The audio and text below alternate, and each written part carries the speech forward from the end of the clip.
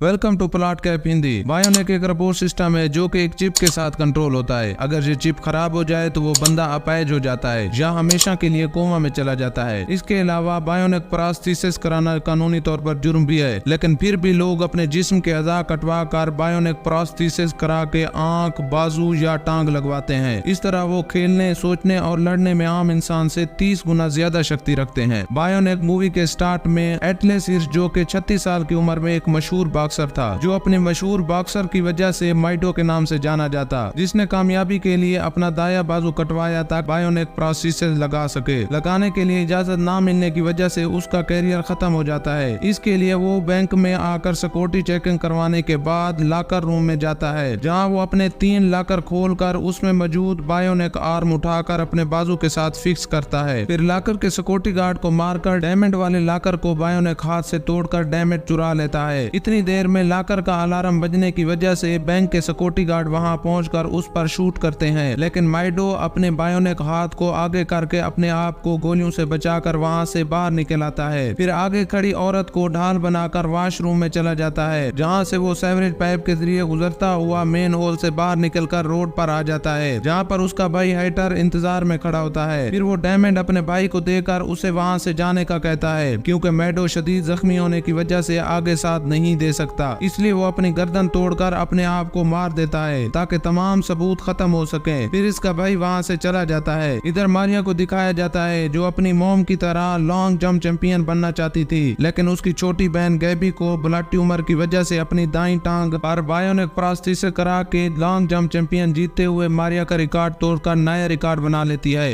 इधर पुलिस माइडो की dead body वाली जगह पर इन्वेस्टिगेशन कर रहे होते हैं कि माइडो के हाथ पर एक टैटू देखते हैं। पुलिस वाले इन्वेस्टिगेशन के दौरान टैटू की फोटो ले लेते हैं। दूसरी तरफ हाइटर अपने अड्डे पर जाकर आदमियों को डायमंड दिखाते हुए पूछता है, ये लड़का कौन है? हाइटर का आदमी कहता है, ये चंद दिन पहले हमें मिला, ये टेक्नोलॉजी का एक्सपर्ट है और हमारे साथ काम करना चाहता है। हाइटर उसका नाम पूछता है, वो बताता है, मेरा नाम अंकल हार्ड है। हाइटर पूछता है, तुम हमारे साथ क्यों काम करना चाहते हो? हार्ड कहता है, मैं अपनी जिंदगी में कुछ बनना चाहता हूँ। फिर डायमंड स्कैनर के साथ डायमंड को स्कैन करके बताता है, ये 50 लाख के हैं। असल में हाइटर को बायोनिक प्रोस्थेसिस के लिए 1 करोड़ की जरूरत होती है। फिर हाइटर का आदमी कहता है, अब हम और 50 लाख कहां से लाएंगे? हाइटर कहता है, अगर हमें कोई ऐसा आदमी मिल जाए जिसका हम बायोनिक करके 50 लाख ले सकते हैं। अंकल हार्ड कहता है, मेरे पास एक ऐसा बंदा है जो बायोनिक करा के 50 लाख देगा। अंकल हार्ड हाइटर को उस बंदे के पास ले जाता है। जब वहां जाकर उसे मिलते हैं तो वो अंकल हार्ड की सिस्टर होती है। मारिया हाइटर को अपनी फैमिली के बारे में बताते हुए कहती है, मेरा और गैबी के दरमियान हमेशा कंपटीशन होता था। एक तरफ डैड गैबी को ट्रेनिंग देते और दूसरी तरफ मॉम मुझे ट्रेन करती थी। ये सब कुछ देखते हुए हमारा भाई गस बड़ा हुआ, ये हमेशा मोबाइल ही यूज करता रहता था।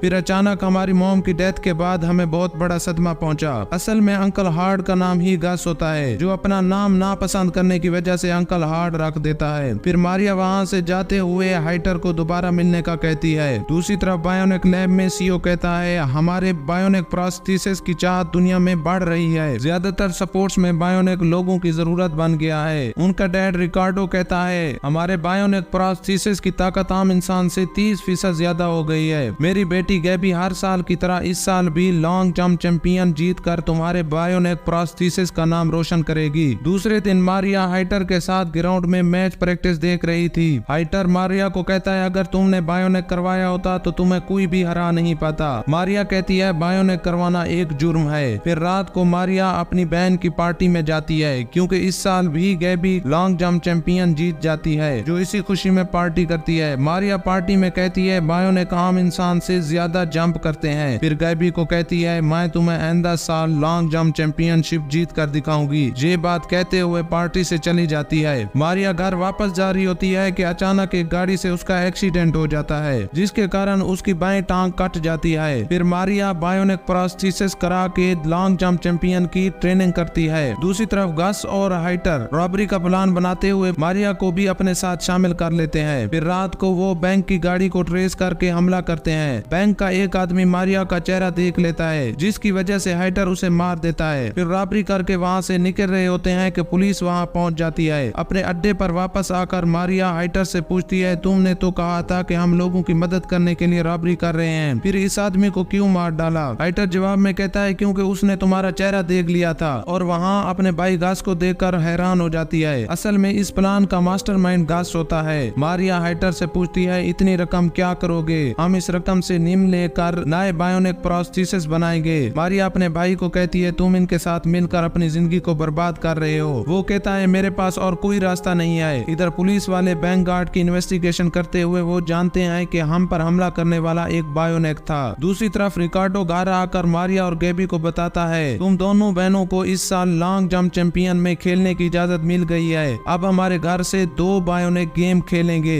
दोनों बहनें ट्रेनिंग ग्राउंड में आकर प्रैक्टिस कर रही होती हैं कि उनके दरमियान लड़ाई हो जाती है। फिर पुलिस ऑफिसर गस के साथ बैठकर देखता है इसके हाथ में वही टैटू है जो मैडो के हाथ में बना था। फिर पुलिस ऑफिसर इन दोनों को छुड़वा कर कहता है मारिया मुझे आपके एक्सीडेंट के बारे में बात करनी है, लेकिन मारिया उसे इग्नोर करके वहाँ से चली जाती है। फिर पुलिस ऑफिसर मारिया के डैड से कहता है मुझे मारिया पर शक है कि इसने अपना एक्सीडेंट खुद करवाया। फिर पुलिस ऑफिसर गस से पूछता है तुम्हारा हाइटर से क्या ताल्लुक है? गस कहता है हम उसे नहीं जानते। फिर गस घर से बाइक पर बैठकर हाइटर से मिलने के लिए जाता है। रिकार्डो गैबी को कॉल करके ट्रेनिंग के लिए बुलाता है, लेकिन वो कहती है मेरी तबीयत खराब है इसलिए मैं नहीं आ सकती। असल में वो अपनी बहन के खिलाफ एविडेंस ढूंढ रही होती है क्योंकि उसे पता चल जाता है कि मारिया ने अपना एक्सीडेंट खुद करवाया है। आखिर वो दिन आ जाता है जिस दिन का मारिया को बेसब्री से इंतजार था। पहले गैबी लॉन्ग जंपिंग करके अपना पुराना रिकॉर्ड तोड़कर नया रिकॉर्ड बना लेती है। इसके बाद मारिया की बारी आती है। गैबी जंपिंग करने के बाद मारिया से कहती है तुम मेरा रिकॉर्ड कभी नहीं तोड़ सकती।